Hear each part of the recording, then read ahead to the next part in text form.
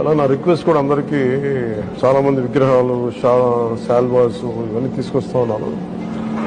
వచ్చేవారందరికి కూడా ఒకటి ఏదైనా తీసుకొస్తే టోకెన్స్ భవిష్యత్తులో మన సమీప భవిష్యత్తులో రాబోయే అన్నా క్యాంటీన్స్కి ఆయన మీరు కాంట్రిబ్యూషన్ లాగా అలాంటి టోకెన్స్ అన్నా ఇవ్వండి. వాళ్ళు గివ్ టు గవర్నమెంట్, మన ప్రభుత్వానికి ఇద్దాం. అలాగే మీకు ఏదైనా పర్సనల్గా ఇద్దాం అనుకుంటే ఇలాంటి ఏదైనా ఇవ్వగలిగితే అది నేను అనాథాశ్రమాలకు పంపిస్తాను. అలా కాకుండా ఈ విగ్రహాలు, శాల్వాలు ఇవన్నీ నిరుపయోగంగా అయిపోతున్నాయి. ఆ విగ్రహాలకు కూడా ఏం చేయాలో తెలియట్లేదు. అందుకు దయచేసి నా విన్నపం, మా ఎంపీఎస్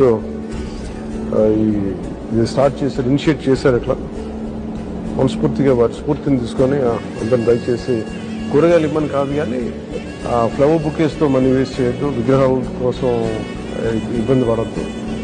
షాల్స్ కూడా తాకండి. నా రిక్వెస్ట్ ఒకటి, ఏదైనా చేయగలిగితే, నా చేయకపోయినా పర్లేదు కానీ